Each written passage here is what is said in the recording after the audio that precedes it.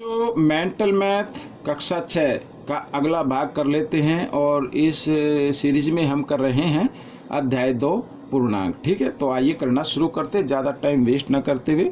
मैं हूं हरी सर और आप सभी बच्चे देख रहे हैं आपका अपना YouTube channel maths with Hari sir, special Hindi medium के बच्चों के लिए। आइए करना शुरू करते हैं। देखो बच्चों, प्रश्न नंबर 11 मैंने पहले से लिखा हुआ, छोटे छोटे प्रश्न है। ठीक है, छोटे छोटे प्रश्न है और ध्यान से हल करना है आप सभी बच्चों को।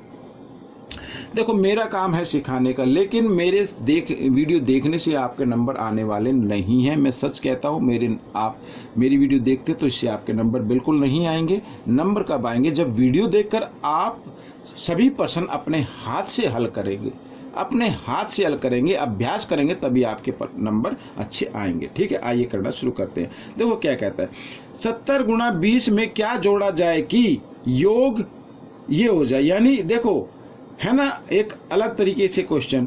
तो पहले आइए इनको गुणा कर लेते हैं। 7 दूनी 14। अब ये आ गया 1400 में क्या जोड़ा जाए कि हमारा योगफल क्या आ जाए। आइए इसको भी हल कर लेते हैं। 14,750 को 10 से क्या करना, भाग कर देना। इस तरीके से कर लीजिए, 0 से 0 कट गई। तो अब ये समझ में आपके आ गया होगा। ठीक है, अब इसमें क्या नंबर जोड़ा जाए इधर कि हमारा आंसर 1475 हो जाए। अब देखो, 1400 में क्या जोड़ा जाए कि आंसर क्या हो जाए, 1475 हो जाए। अब जोड़ने पर तो नंबर ज़्यादा आता है ना, तो आप क्या काम करेंगे, ये तो देखो ओरली बता सकते हैं 75।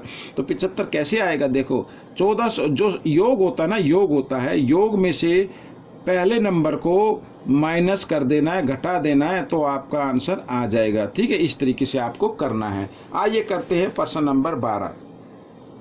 अब प्रश्न नंबर 12 क्या कहता है, संख्याएं 7, 3, 5, 4, 1 का केवल एक बार प्रयोग करने से सबसे बड़ी संख्या की परवर्ती संख्या ज्ञात करो। ठीक है, पहले सबसे बड़ी संख्या बना लेते, और सबसे बड़ी संख्या अगर बनाने तो सबसे बड़ा अंक पहले आएगा, फिर उससे छोटा अंक आएगा, फिर उससे छोटा आएगा, फिर उससे छोटा और लास्ट में सबसे छोटा। अब इसकी परवर्ती संख्या बतानी, यानी इसके बाद में आने वाली संख्या आपको बतानी है। अब 31, यानी 31 के बाद क्या आता है, 32 आता है। ठीक है, तो आप लिख देना यहाँ पर 75,432। ये आपका उत्तर बन गया। इस तरीके से आपको करना है। आइए करते हैं प्रश्न नंबर 13। तो प्रश्न नंबर 13 भी बहुत ही आसान है।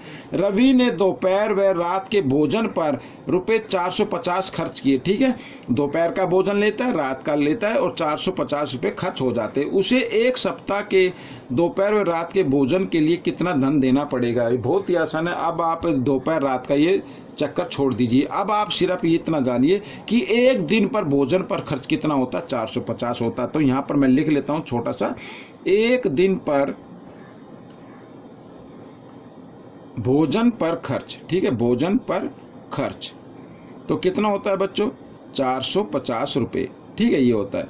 और पूछा एक सप्ताह में कितने दिन होते हैं, 7 दिन होते हैं बच्चों। तो 7 दिन में कितना होगा, 7 दिन में तो ज़्यादा हो जाएगा ना, तो हम क्या करेंगे, गुणा कर देंगे। 450 को 7 से गुणा कर दीजिए और आंसर लिख दीजिए इधर। तो 7 0 0, 7 पंजे 35 का 5 का हासिल 3, 7 चौक 28 और 3 31। तो 3,150 रुपये खर्च हो जाएंगे 7 दिन के अंदर अंदर। ये आपका उत्तर आ गया। बहुत ही आसान है। आइए प्रश्न नंबर 14 कर लेते हैं। तो प्रश्न नंबर 14 क्या कहता है, मान बताओ, मान बताना है आपको। ठीक है, तो 735 लिखा है यहाँ पर। तो बच्चों ये मैं लिख देता हूँ। बोर्ड मास का रूल कहता है कि पहले ब्रैकेट को हल करना होता है। ठीक है, अब देखो इसको भाग करना, तो 0 से 0 काट दीजिए आप। यहाँ पे क्या बचा, 15 बचा।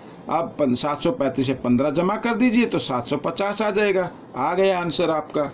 आइए प्रश्न नंबर 15 हल कर लेते हैं। तो प्रश्न नंबर 15 क्या कहता है, देखो 4 अंकों की सबसे बड़ी संख्या, ठीक है, और सबसे छोटी पूर्ण संख्या का गुणनफल बताना। तो 4 अंकों की सबसे बड़ी संख्या, सबसे बड़ा अंक होता है 9। 9 को 4 बार लिख दीजिए।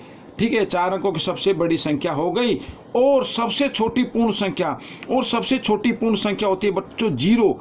ठीक है, पूर्ण संख्या कहाँ से शुरू होती है, 0 से शुरू होती है। 0 1 2 3 4 5 ये आ गया। अगर आपके एग्जाम में पूर्ण संख्या की जगह प्राकृत संख्या आ जाए तो प्राकृत संख्या 1 से शुरू होती है, 1 से शुरू होती है। 1 2 3 4 5 इस तरीके से। तो फिर 1 से करना पड़ेगा। लेकिन इसमें लिखा छोटी पूर्ण संख्या, तो पूर्ण संख्या 0 होती है, और किसी भी नंबर को 0 से गुणा करो तो 0 ही आंसर आता है बच्चों। तो ये वीडियो आपकी कंप्लीट हो गई है। आपको ये वीडियो कैसी लगी मुझे ज़रूर बताना, और इसमें से सीखकर दूसरे बच्चों को ज़रूर सिखाना है। मिलेंगे अगले भाग में, तब तक के लिए धन्यवाद।